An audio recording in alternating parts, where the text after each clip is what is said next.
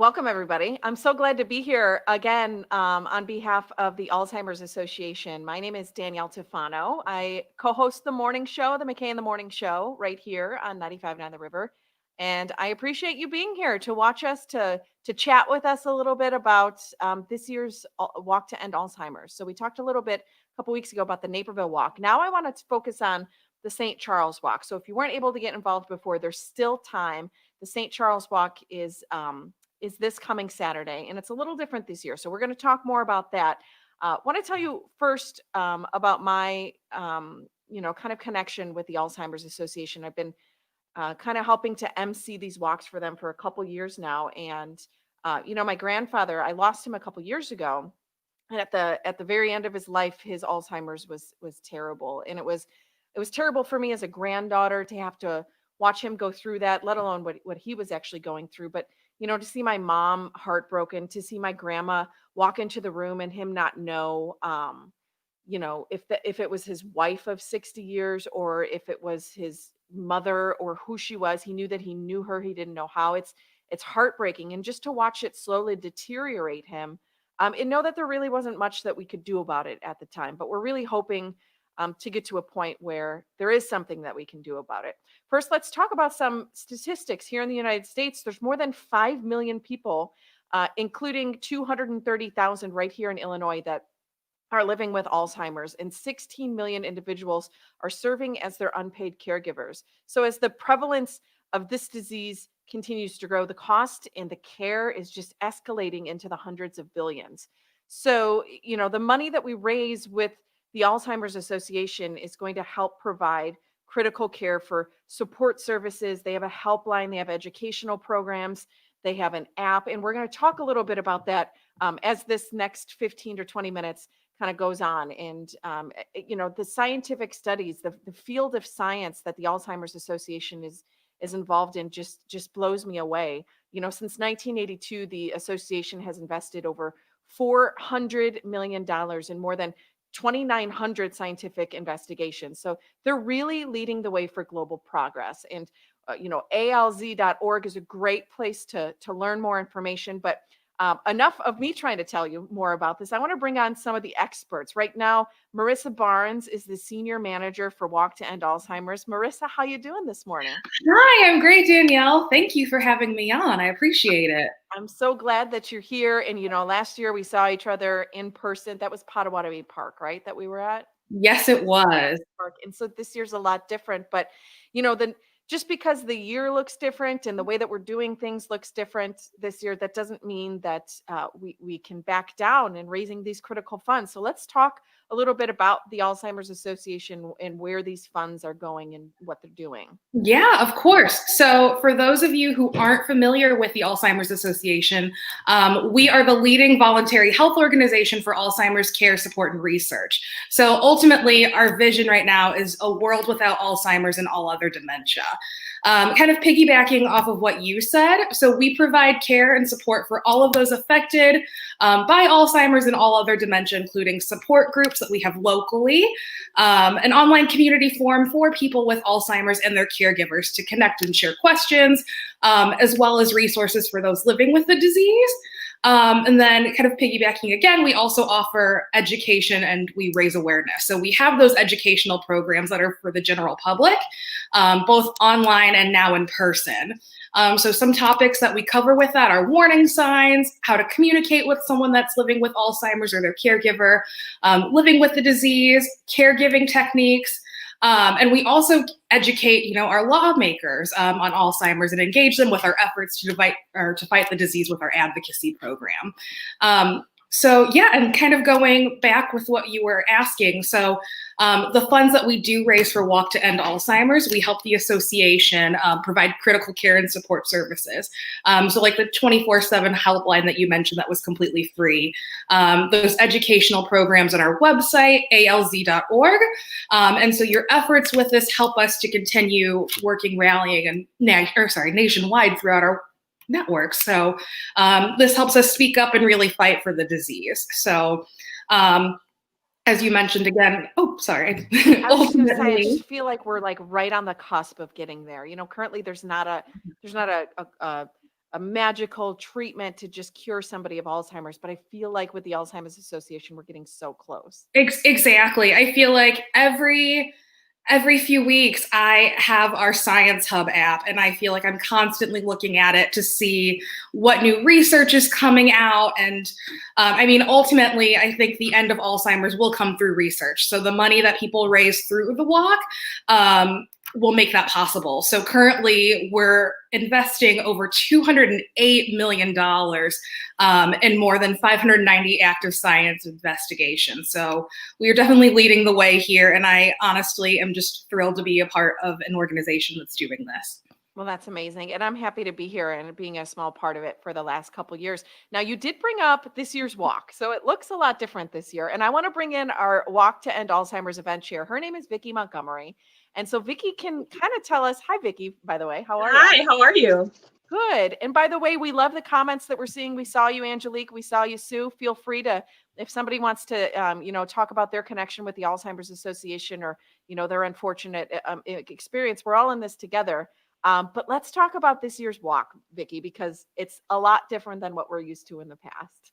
Absolutely. So normally, as you mentioned earlier, the Fox Valley Walk kicks off in Potawatomi Park in St. Charles. Beautiful location, but COVID has obviously changed everything. So in an effort to keep our walkers and our volunteers as safe as possible from COVID, we made some pretty significant changes. So this year, the walk is going to be everywhere. We're asking our participants to walk in their neighborhoods or local parks, anywhere they can walk safely with a small group of people. Personally, I plan on walking in my own neighborhood. We have a brand new app this year that will allow us to share our virtual opening ceremony with everyone. Even our Promise Garden ceremony is going to be done virtually through the app. Um, that's really one thing that gets me choked up every year. So I'm really glad it's still going to be represented. And the opening ceremony is going to begin at 9:30 a.m. on Saturday on this main stage app. And it's available online or on your smartphone. Here's some things. Go ahead. As we go through everything as well, people posting pictures on social media using those hashtags so everybody can see everybody's involvement, and kind of to piggyback on what you were saying, that the flower ceremony is just something that, like, you have to fight back the tears in such a beautiful way, because you see these different flowers and you see the different things that they represent. And off the top of my head, I think like was a purple flower, somebody representing somebody that has passed away from Alzheimer's, and then there's the yellow flower supporting somebody, and then there's a caregiver one, and the most beautiful part for me over the past couple of years is when we brought out that white flower that nobody can carry quite yet, and that's going to represent the first survivor of Alzheimer's, and I can't wait till we get to that point. Me either. That gets me choked up every time, that white flower especially. So that's actually one of the most popular parts of the walk, the Promise Garden.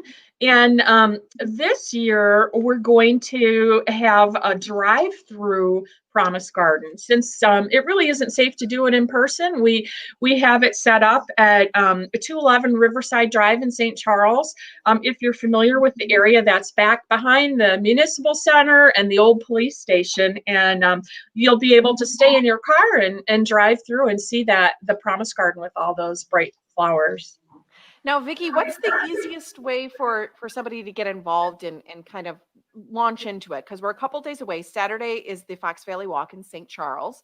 What's the easiest way for somebody to jump in right now?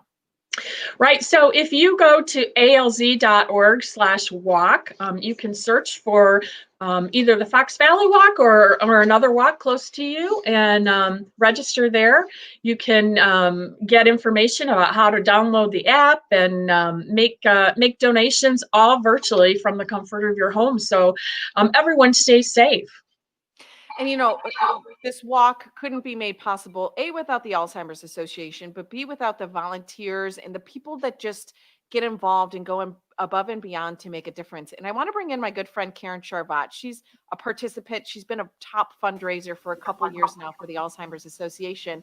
And with Karen, she's all over the place on social media, posting her story, encouraging people to donate whatever they can. So Karen, first of all, good morning. How are you? Good morning. Good morning. Hi, Vicki and Marissa. Hi, how are you?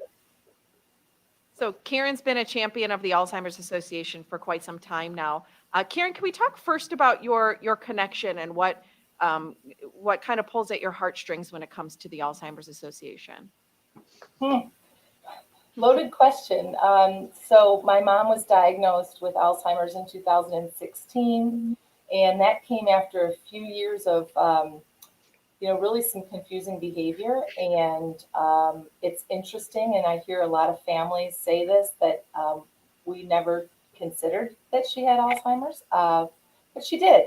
And that, I'll tell you, that's just when you're first given that news, you feel like, Flat Stanley kind of run over, but you absolutely have to pick yourself up and start to look for resources. And the Alzheimer's Association is really just a tremendous, tremendous resource for families and caregivers and for people living with Alzheimer's. We forget that there's an unbelievably large amount of people who are diagnosed with early onset Alzheimer's as well. And it's just a wonderful, wonderful resource for all of those individuals who are given this news and need to immediately try and start coping.